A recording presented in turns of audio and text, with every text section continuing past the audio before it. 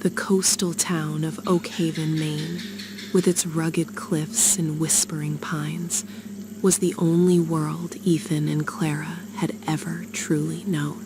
It was a place where the salty Atlantic breeze seemed to carry the echoes of their shared childhood, from sandcastles to whispered secrets. Ethan, with his steady hands and a heart as calm as the morning sea, had loved Clara since the 3rd grade. Clara was the vibrant counterpoint to his quiet nature, possessing a laugh that could chase away the thickest fog rolling in from the bay.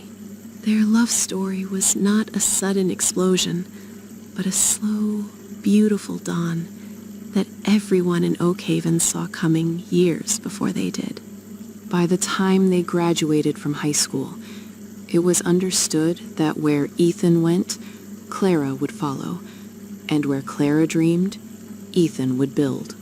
College took them away briefly, but the magnetic pull of Oakhaven and each other brought them back to plant their roots. Ethan apprenticed as a carpenter, learning to shape raw wood into sturdy structures, always visualizing the home he would one day build for Clara. Clara, with her eye for beauty, worked at the local florist, surrounding herself with blooms that mirrored the blossoming of her own life. On a crisp October evening, under a canopy of stars at the edge of the lighthouse overlook, Ethan finally knelt in the damp grass. He didn't have a grand speech prepared, just a simple ring and a question that had been written on his soul for a decade. When Clara said yes, her voice barely a whisper against the crashing waves, it felt as though the universe had finally aligned. That night marked the beginning of the planning, a phase of their lives consumed by joyous logistics and dreaming. They purchased a weathered notebook, its cover the color of the sea, to house the blueprints of their future. Every evening was spent huddled over that notebook, mapping out a trajectory for the next 50 years. They noted down the date, June 12th, a day they hoped would be blessed with sunshine and mild winds. Clara spent weekends with her mother, meticulously searching for a dress that was elegant yet simple enough to wear while dancing on the sand. She found it in a vintage boutique, a gown of ivory lace that seemed to have been waiting just for her.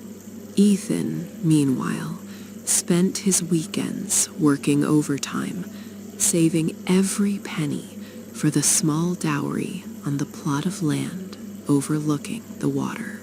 They bought the wedding bands early, needing to feel the weight of their commitment, even if only in their pockets for now.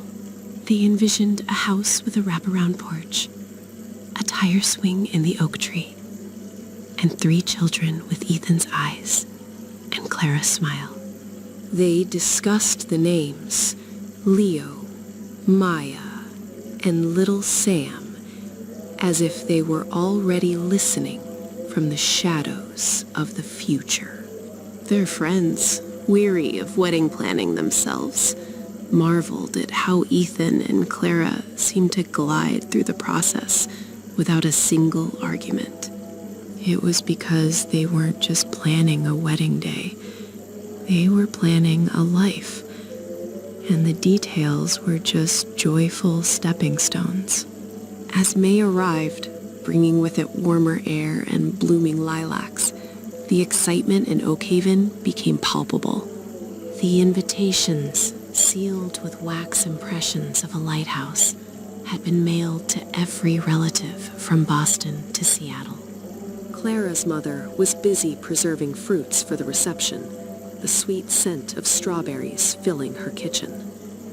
Ethan's father, a retired fisherman, spent his days polishing his vintage truck, which was to serve as the getaway car.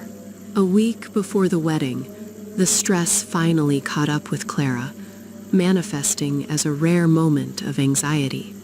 She worried about the rain, about the caterer, about whether she was ready for such a monumental shift.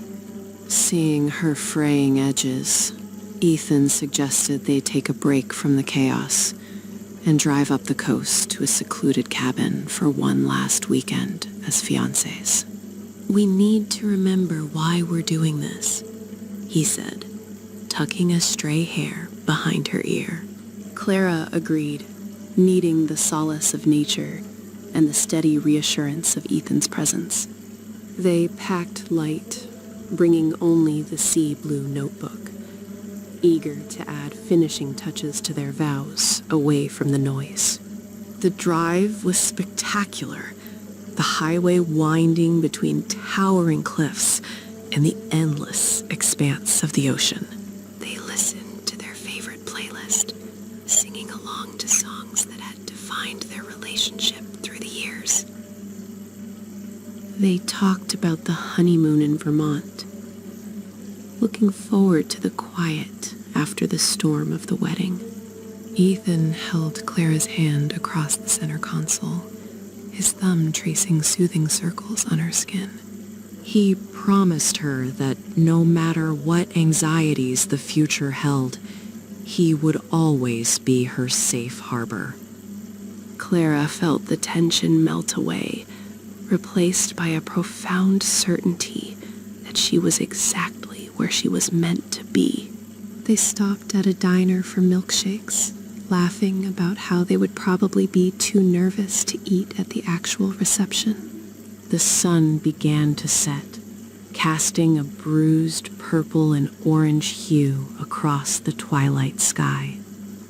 They were only 30 miles from the cabin when the atmosphere inside the car shifted from joy to a sudden, inexplicable tension. Perhaps it was the way the shadows lengthened, or the sudden silence of the woods around them. Ethan tightened his grip on the wheel, focusing on the winding two-lane road that was fast succumbing to the night. They were discussing where to hang the tire swing in their future yard when the world radically altered its axis.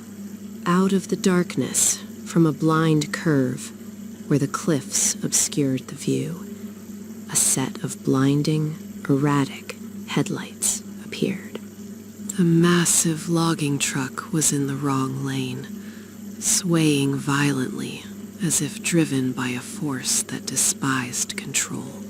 There was no time for Ethan to react, no room on the narrow shoulder to escape the impending metal leviathan. He only had time to shout Clara's name, a final, desperate plea to the universe to protect her above all else. He threw his arm across her chest, a futile, instinctual gesture of protection, as the roar of tearing metal drowned out his scream. The impact was a cataclysm of shattered glass, crushing steel, and the violent, abrupt end to all their plans. The sea blue notebook, filled with 50 years of unlived dreams, was thrown from the wreckage, its pages fluttering open in the cold night wind. Darkness, thick and absolute, swallowed the hopes that had burned so brightly just a moment before.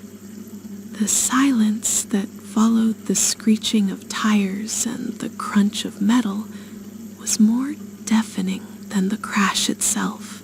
Ethan drifted in a sea of thick, suffocating gray, where the scent of pine needles and gasoline clung to his fading consciousness.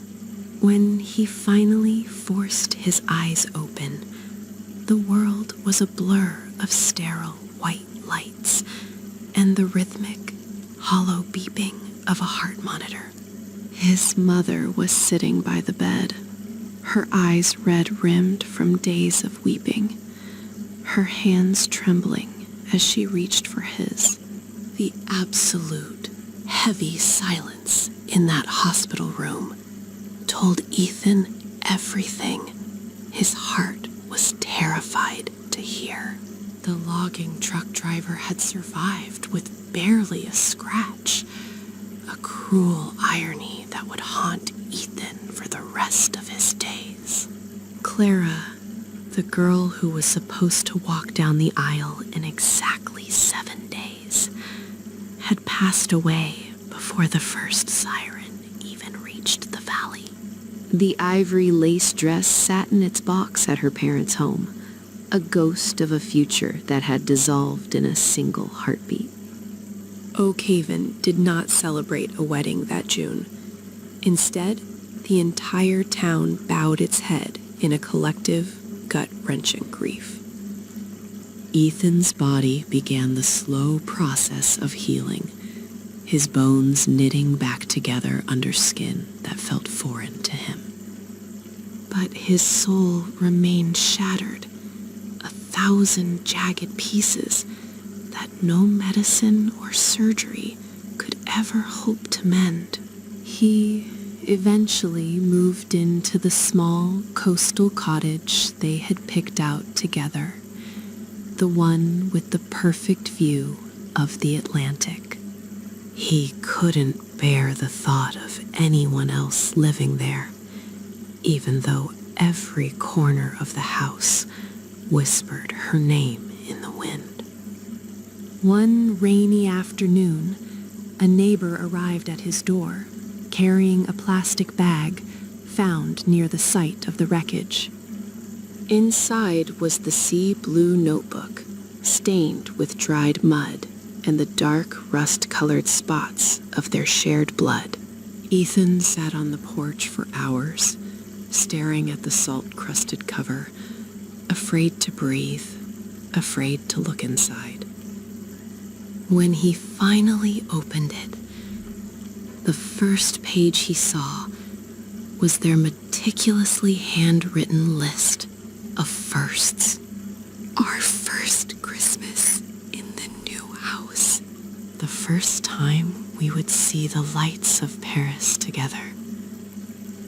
The first time we would hold our newborn child in our arms. Ethan felt a sob tear through his chest, a raw, primal sound that seemed to startle the gulls circling above the waves.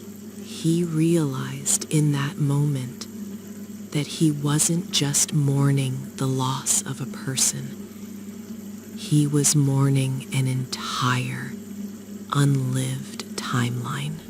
He was a man living in a world that had been canceled by a twist of a steering wheel.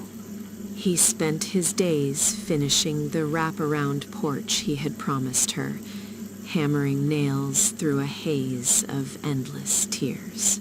Every piece of cedar he planed felt like a conversation they were supposed to have over morning coffee. He kept a bunch of her favorite pressed lilacs inside the notebook, tucked right next to the names of the children they would never name. The townspeople watched him from a distance, a tragic figure of a love that was perhaps too beautiful to survive this world. He would often stand at the edge of the cliffs, looking out at the horizon where the sky met the sea. He wondered if, in some other version of the universe, the truck had missed them and they were currently choosing paint for the nursery. But in this reality, there was only the cold wind and the salt spray against his face. He picked up a pen and, with a shaking hand, wrote one final entry in the sea blue notebook. I am still here, Clara, but I am living the life of two people in the body of one. 40 years had passed since the sea blue notebook was first rescued from the mud of a tragic night. Ethan was now an old man, his hands calloused from decades of carpentry, and his hair as white as the foam on the Atlantic waves. He had lived a quiet, solitary life in the cottage by the sea, becoming a living legend of devotion in the town of Oakhaven. He never married, for his heart had been occupied by a ghost who never aged, and a love that never faltered. The house was filled with the furniture he had built for a family that existed only in his dreams. The tire swing he hung on the oak tree decades ago had weathered and frayed, yet he never took it down. On a soft summer evening, exactly 40 years to the day of the accident, Ethan sat in his rocking chair on the porch. The sea blue notebook lay in his lap, its pages now yellowed and fragile, filled with letters he had written to Clara every single day.